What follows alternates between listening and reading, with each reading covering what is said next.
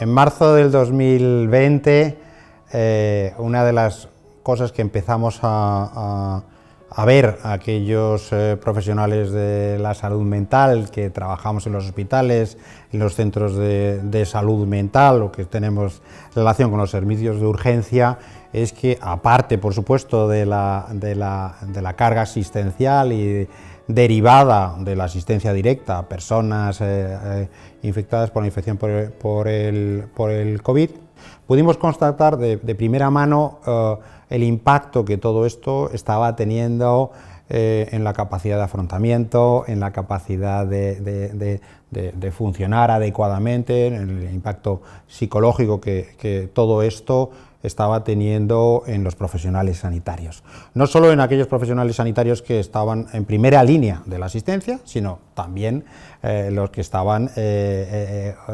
trabajando en el sistema sanitario, que todo él se vio afectado y muy trastornado y distorsionado por la necesidad de reorganizar la asistencia para atender a un volumen de población gravemente enferma de aparición muy rápida, ¿no? Eso independientemente de las consecuencias que en la esfera personal o familiar o social del trabajador sanitario haya tenido todo esto. Pero pensábamos y pudimos comprobar que había aspectos específicos que tenían que ver con el desempeño profesional en el sistema sanitario y las consecuencias que esto estaba teniendo en la capacidad de adaptación y de funcionamiento, ¿no? Enseguida, los dispositivos de salud mental reconocieron la necesidad de establecer programas de intervención dirigidos al profesional sanitario. El impacto que todo esto ha tenido en los profesionales sanitarios sigue, es decir, no sigue en el sentido de que aquellas personas que estaban trabajando en aquel momento siguen afectadas, que algunos lo están y otros no, afortunadamente, pero sin embargo la cronicidad de esta circunstancia, que lamentablemente se ha alargado en el tiempo, ¿no? Y estamos ya cercanos a los 18 meses, y la situación en nuestros hospitales, la situación en nuestros centros de atención primaria, la situación en los servicios de atención a urgencias no se ha normalizado del todo. Por ello, desde luego, en un primer momento empezamos a desarrollar actividades de asistencia, pero desde luego a la vez reconocimos la necesidad de analizar el problema, de analizar y de tratar de analizar cuáles pueden ser las vías de solución, ¿sí? Y por lo tanto, pues pensamos que es un buen momento para, de esta experiencia que se está viviendo, recoger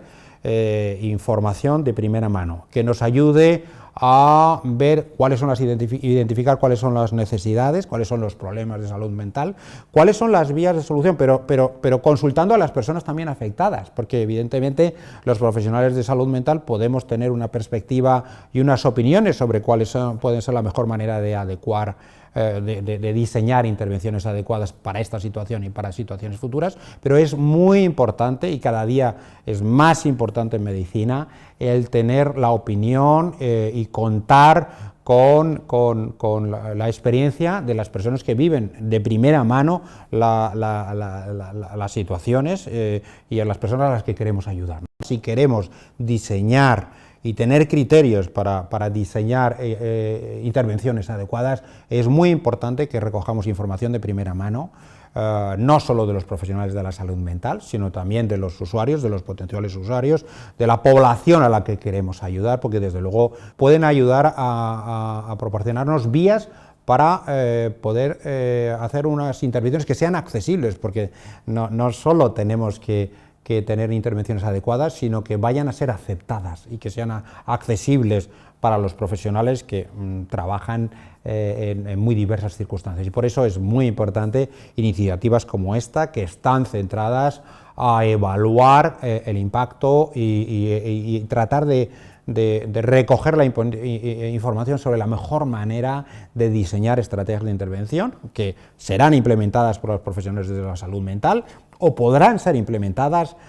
por otros dispositivos. Y yo creo que es muy importante utilizar este contexto, estas circunstancias que estamos viviendo para recoger esa información y sobre todo para poder prepararnos para situaciones semejantes que podamos tener en el futuro.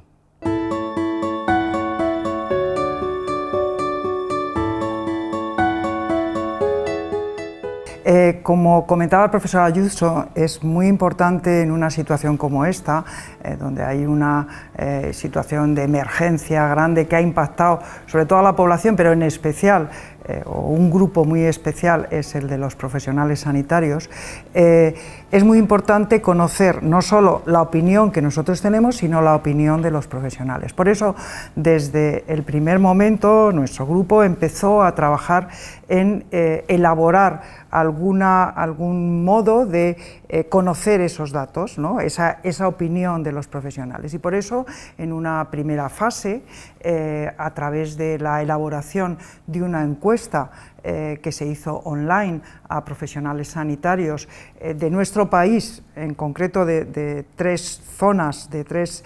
autonomías, que fue la Comunidad de Madrid, que fue Andalucía y fue Murcia, que tenían unas incidencias de la enfermedad diferente, pues también un poco para ver en qué medida eso podía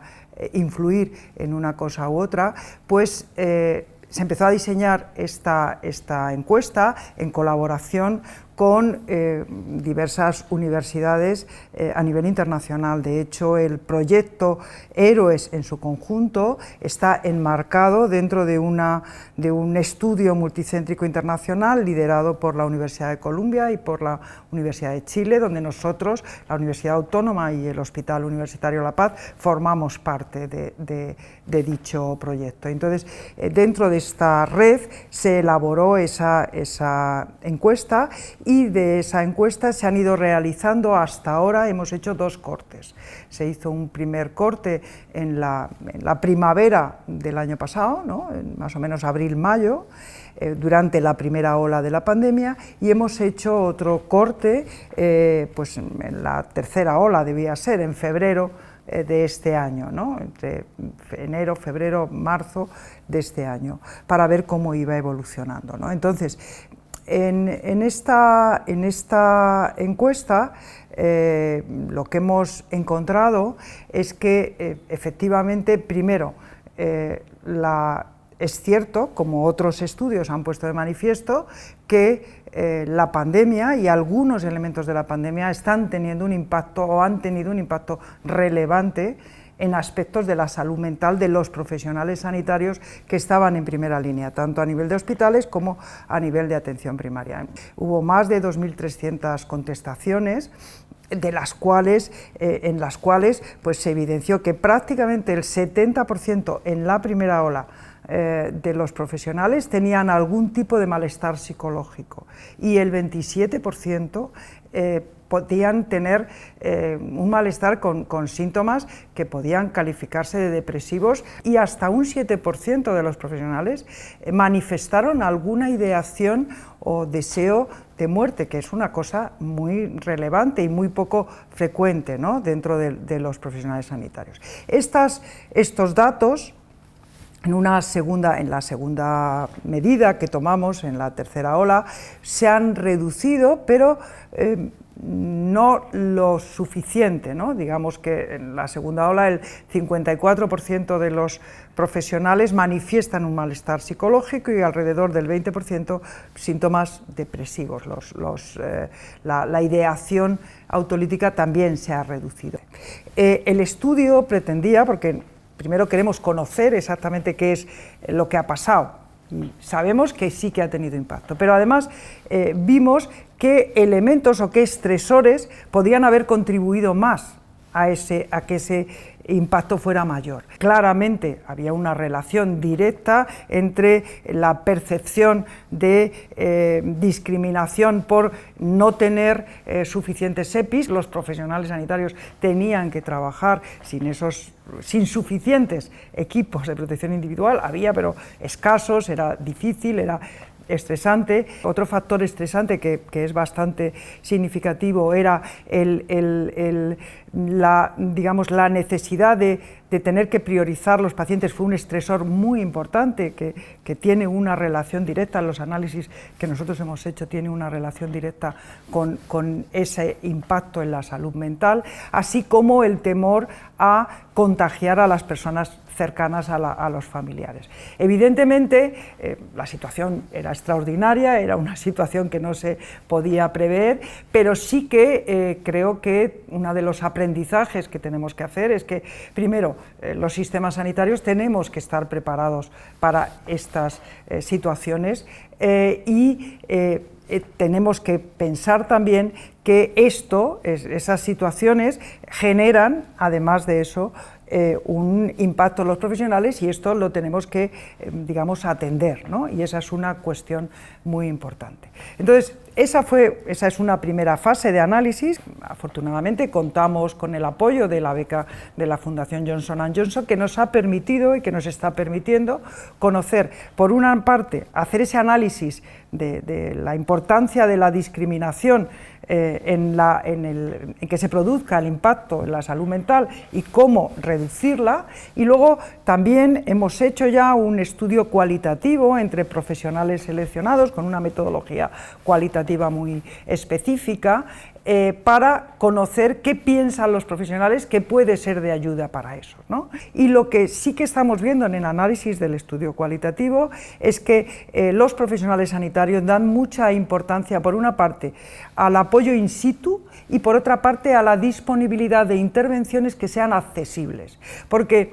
en un hospital uno puede organizar, aunque es difícil, pero puede organizar intervenciones in situ para que estén disponibles para los profesionales. Pero en atención primaria no es tan fácil y realmente uno de los focos o de los lugares donde